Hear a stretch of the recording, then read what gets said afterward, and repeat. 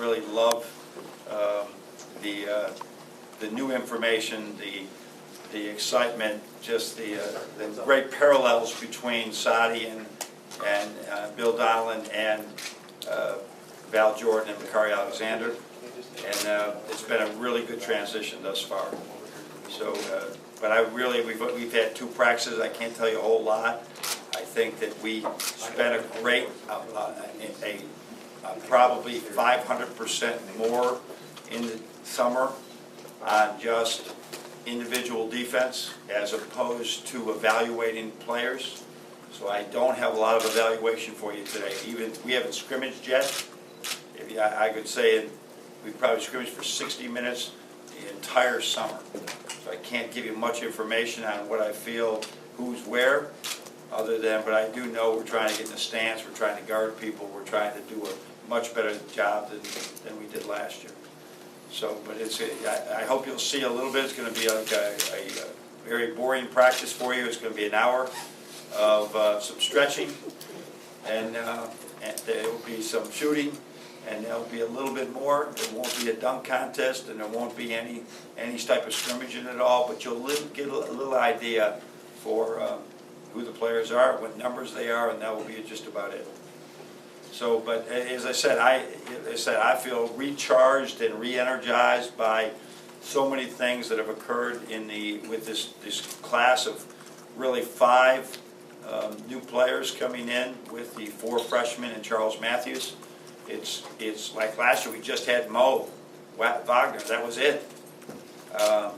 Reteaching things, retooling things has been really energizing for us. Listening to Sadi and to Bill has been great, just like if you go back 6 years ago and having Bakari and Val walk in and Jeff Meyer, and it's like that time all over again, where I can say, okay, this is what's gone on in the last 6 years, this is where the game has changed, have I changed enough? And then we just go from there. A lot of trial and error still in practice in these 6 weeks. And then I know we won't have it perfect by the time of the first game. We just want to be really good by the time we get to that Big Ten schedule. So I hope you're all so excited about our football team right now being 5-0. It's a great start. I was following the game the other day. For you Catholics out there, I don't know if I'm in trouble, but I was looking at my phone during a wedding mass on Saturday, and that's probably didn't give me absolution for that, but I was following the game on the phone. I probably shouldn't have told the bride and the groom that just now either, but I just did. Coach, go ahead. We're going to start off with the Michigan Daily. Beilein? Of course we start with the Daily. Of course. Yeah, so I'm Beilein. So after losing Karras to the NBA and then a couple of transfers over the summer, you do have an influx of freshmen, so it's kind of outside the top 5, out of the starting 5, sorry. It's a fairly different team, so what's kind of your outlook for the season? Well, I think that we have experience depth. We have some depth, and it's experience depth with the bigger guys at the center. Whether Mo or Mark wins that position, we'll see, but we'll have one of those guys behind him. Whether DJ or Duncan wins that other position, we'll have one of them behind him. That's really good to have that type of veteran depth. I mean, really veteran depth, guys that have played for a full year, at least.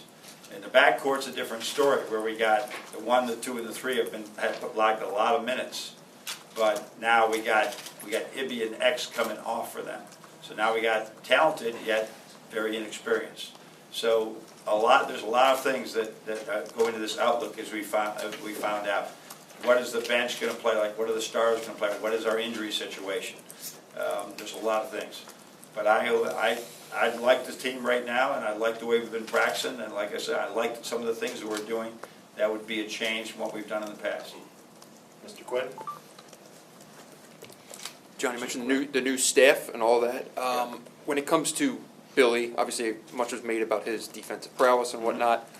How would you define his role with the defense? Is he a pseudo-defensive coordinator, or what does that spot actually look like? I don't know what the word pseudo means, but I do know that it would be as close to that I am giving him a lot of responsibility, more responsibility. I probably should have given more in the past, and I'm giving him a lot of responsibility for the defense. He's got uh, my eye is, and the detail that we do in offense, I think he's got a similar eye for defense. And we're trying to combine that without confusing everybody. And that's going to be the delicate point. We don't want him thinking too much. But he's probably, and this is the adjustments that I have to make, he's probably spoken more in practice right now than a lot of our assistant coaches were allowed to in the past. So I'm not saying allowed to, or either they did or they were always allowed to talk. Maybe just I didn't give them time, right? I've tried to really sit back and say, okay, we got to. When people scored 47% like we did last year, we had to have a different mindset in practice, and our players had to have a different mindset. Go ahead. And obviously he brings his defensive style, pack line, I believe, is his forte. What will look differently, especially when you went back and saw what you did last year? I think the biggest emphasis is, as this game's involved and the 30-second clock has come in, just individual, man-to-man, guard your yard defense, right? That our kids, that we've done it, we've worked at it. Some of the principles he's had, some of the help he's had, some of the different angles that he's talking about, I think will be really helpful for us. Chris? You can't tell about your team a lot, but individually you get a lot of workouts with them, and some or at least some. What have you learned about the freshmen? That they love to practice. They do. I've seen the summer is a very busy time for them as well. But between our two big guys and Ibby and X, they're in the gym a lot, and they love basketball. And so, what's their learning curve going to be? That we're going to find out that a lot in the weeks to come. But right now, just good kids, very coachable, are low maintenance off the court, and now we got to see what they can do on the court. Charles should be in that category as well. Charles is, I would say, is not 100%, but he's pretty darn close to it. And again, he has been extremely receptive to coaching. He had a workout today from 7 to 8 a.m. before his 8:30 class, and did a tremendous job. Just him and Coach Donald. Another problem, Tom? John, I think I asked this to you in Dayton about Mo Wagner, about what you thought he needed to do physically to develop to be more in the Big Ten, to take all the brunt down low. What's that progress been? I know you haven't practiced, but how has he come along? No, you know what he did is our traditional. We think it's very important that he got back to the homeland, and so he went back right after at the end of April, but he came back instead of coming back June 27th, like many for the start of summer school 2. He came back June 1, so he could get another 4 weeks of workouts in. So he had 12 weeks of intensive workouts, and that really, I've seen a big difference in that. His body, everything. So now he's got to continue to work on things. He's got to, if he's in foul trouble every game again, now he's not making the right strides. You got to play defense without fouling. He's got to handle the ball without turning it over. I like the progress that he's making, and what a terrific teammate and young man. Another problem, John? You spoke extensively about the defensive component that you're getting. Beyond that, what are maybe the greatest strengths of each of the two new assistants that you had? So when I interviewed Sadi and I talked with Greg Campy about him, it was like, dude, Sadi's just got a presence about him, a commanding presence, without being a guy that is like intimidating kids. They like working for him. I love what he's done with our post guys thus far. Again, I have sort of said, we've talked a lot about it, but I want him to, you watch the Oakland guys, they've done a really good job in post offense. Really good job in it. And so I'm very hopeful. It looks to me like we can play through there more. We got two guys that have had a lot of minutes. Even Mo got some minutes last year, but Mark got some minutes. But all our big guys, DJ as well, and then getting the same language to Austin Davis and John Teskey is going to be big. And those two guys have such a big upside. It's really encouraging. Bill Donnellan, again, he is a head coach that is now right as the assistant coach. Well, he's got a lot of the head coach qualities already, where he's strong with his command. He's just got to go take that. There's 12 inches over, on the bench, and still put that together, but I love just the command he has. And I can tell by our kids' eyes, they are learning from him, they love listening to him. Stay on this side with Zach. Hey, Coach, is there any timetable, I guess, for Mark Donnell's status as far as a fifth year? And then also, as the senior member of that position group, what are you looking for him? Yeah, I don't think, it's the same thing. He's a senior right now, and he's playing in his fourth year, but he does have an extra year. I think we're going to stop putting the red shirts next to the name. You guys can figure that out. But he's in his senior year, and he's really been practicing okay. He's got to get himself in great shape right now, but we've all seen what he can do, right? And we need about 35 games like that at least from him this year. Stay on this side with Ace. Yes. Coach, Wright State's defense. You're Ace, huh? I am Ace. Yeah. You got some good tweets, Ace. I'm not following you now. It's just when you put my name in there, I get to follow you. I appreciate it. A couple of you hit me too. Did you? First of all, I think I would have won the dance contest the other day. If that dance contest, I needed to do that. But go ahead. I'd like to see that. Your defenses have been very foul avoidant over the past several years. Yeah. Coach Downs are kind of on the opposite end of Yeah. the spectrum. How do you balance? This is it's perfect scenario. So how do you balance kind of playing more aggressive defense with trying to avoid? Yeah, the perfect world is we want 5 fouls, 5 personal fouls going into the halftime with 1 or 2 minutes to go. And I think sometimes because of depth the last couple of years, I wasn't, if Zach Irvin or Derek Walton in particular got their second foul in the first half, we didn't have a whole lot of people coming in. So, and maybe we overdid that. You look at some of our guys' stats, some guys didn't average 2 fouls a game. So that's a little bit too cautious. So somehow we got to take Bill's defense where they fouled more and still stay out of the one-and-one and still keep our best players on the floor. So that's the thing we got to work at. But that's my job to get that done. But you're right, it's a great question. Stay on this side with Steve. John? Yep. You talk about Zach and Derek and the road they've traveled here, how they've improved from day one to now, and also what you're looking for in terms of leadership from those 2 guys this year.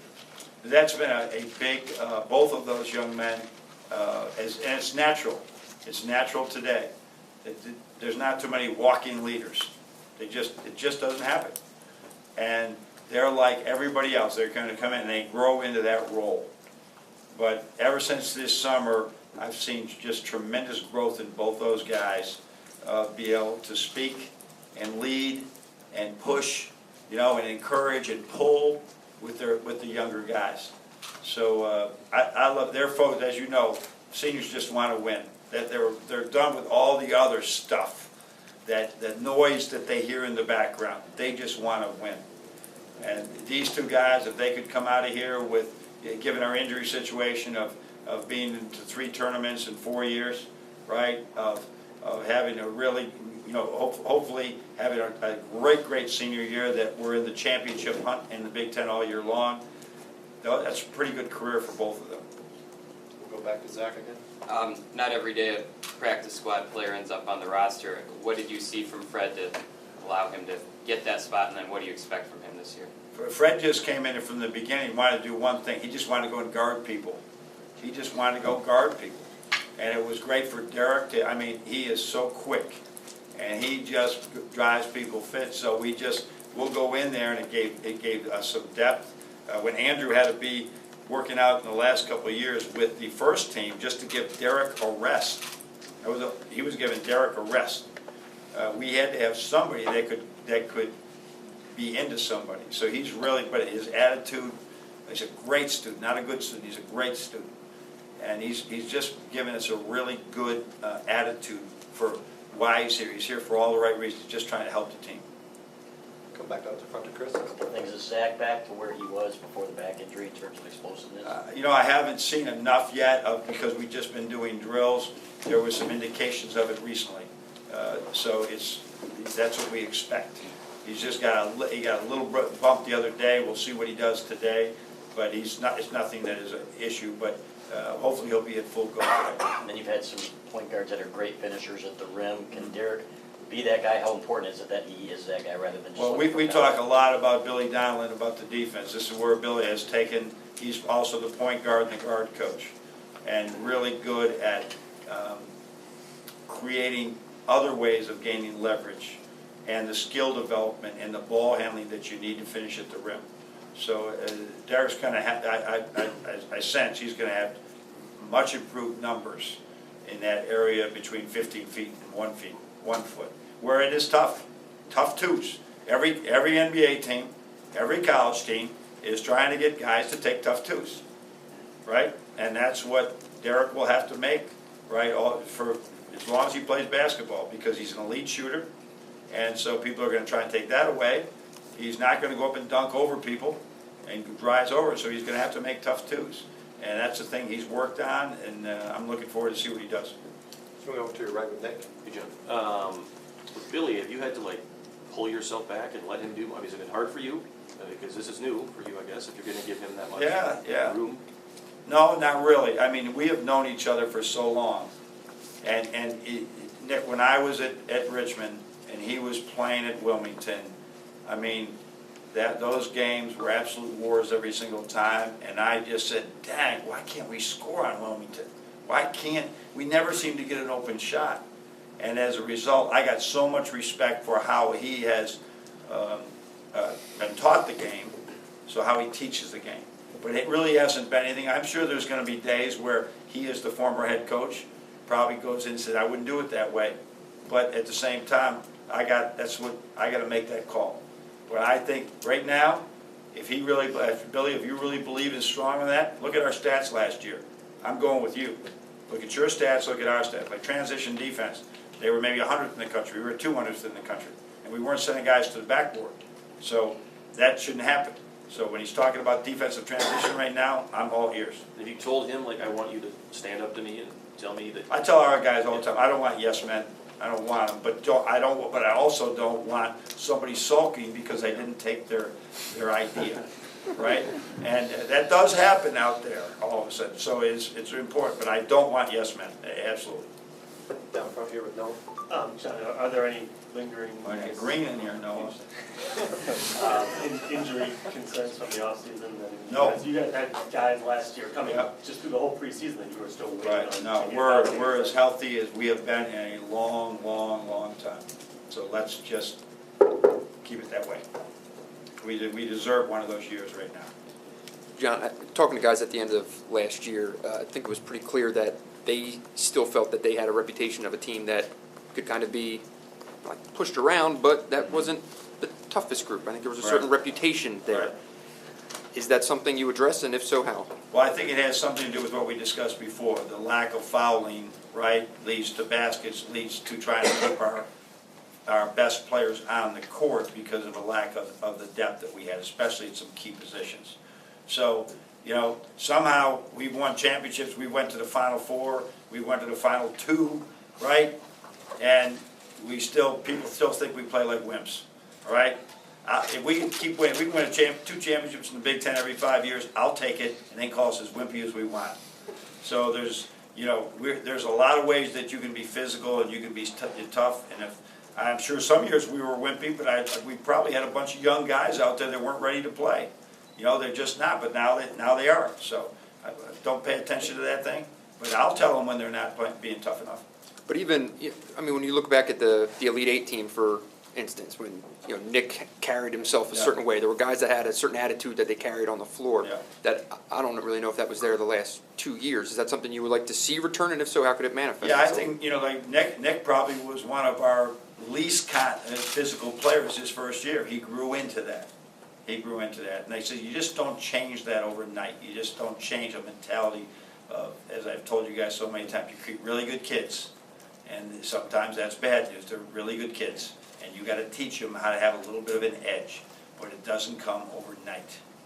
And so some of that stuff takes time. It's so ironic you would say that about Nick. Now, one of you guys in that first year would say about Nick, man, he's one tough dude.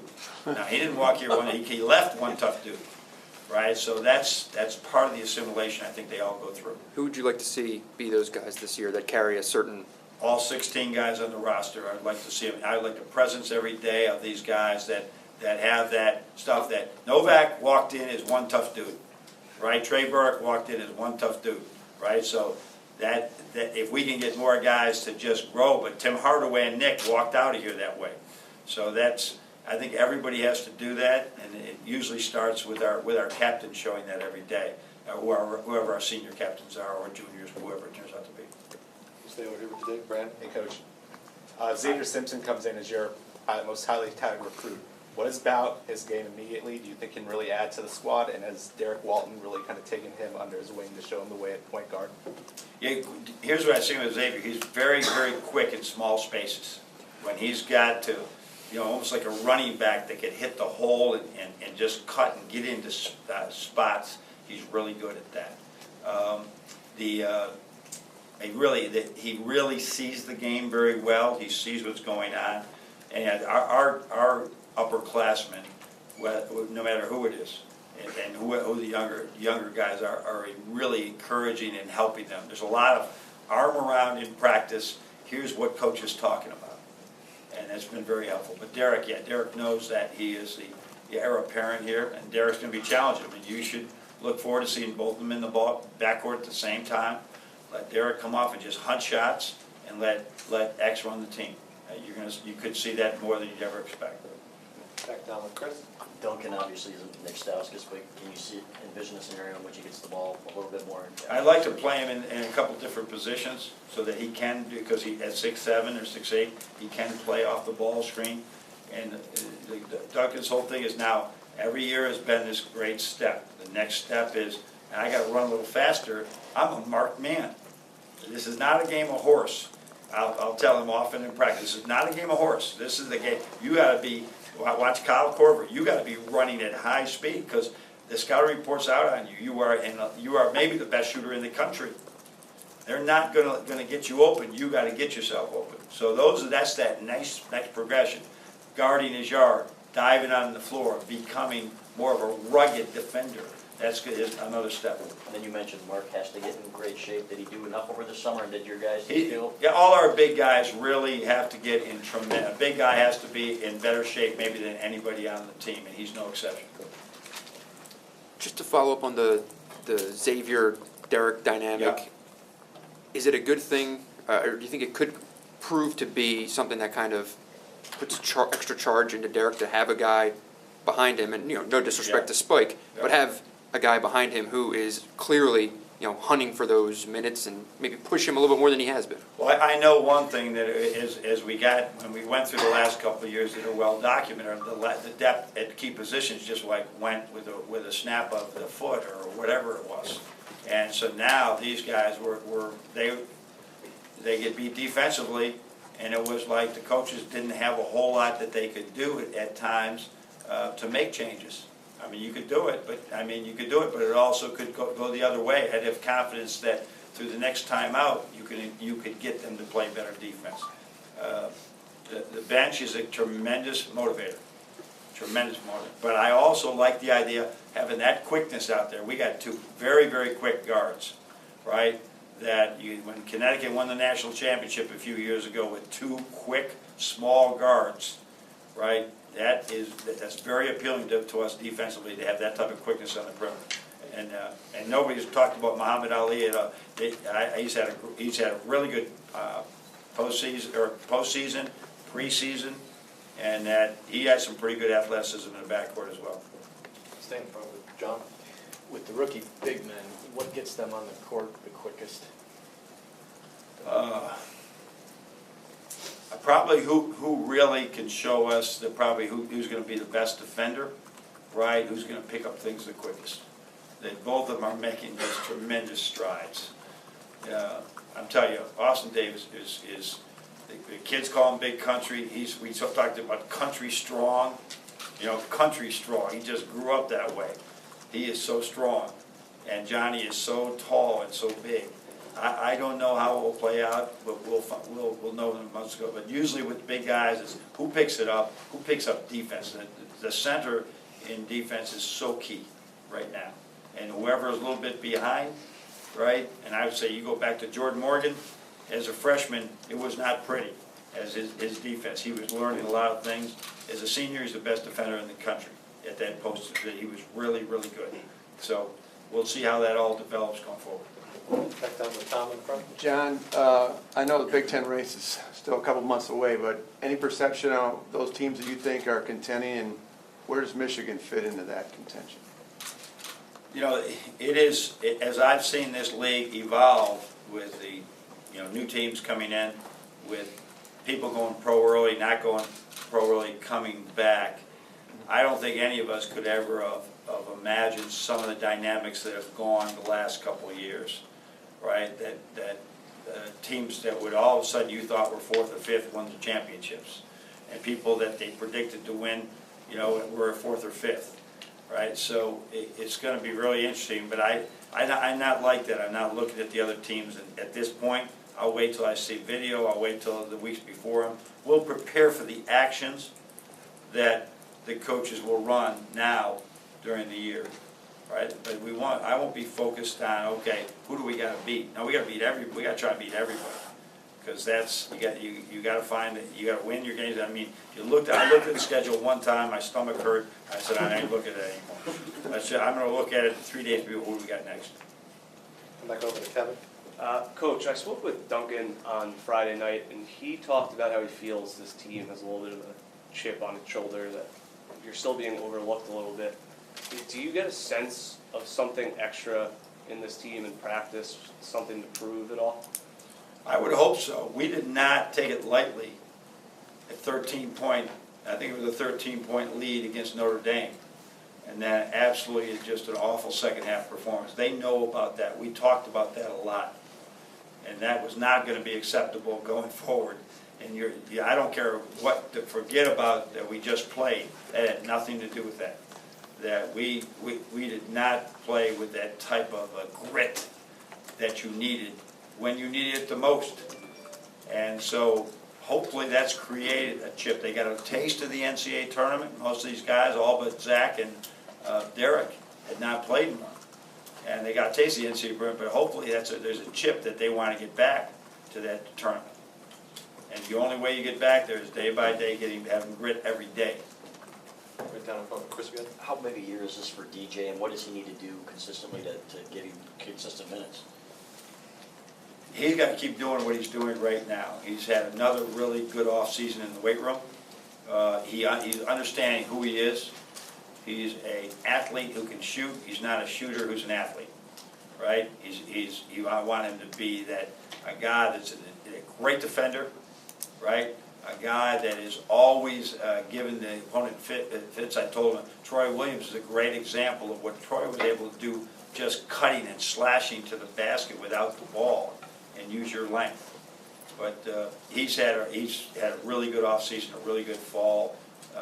He's going to have a great chance. Sometimes, just as all our transfers happened last year, you emerge with people, and people now we had a lot of options at that position the last couple of years if something didn't work.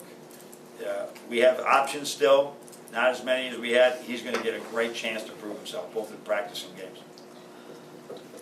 Coach, I think that is it. Okay. Anybody else?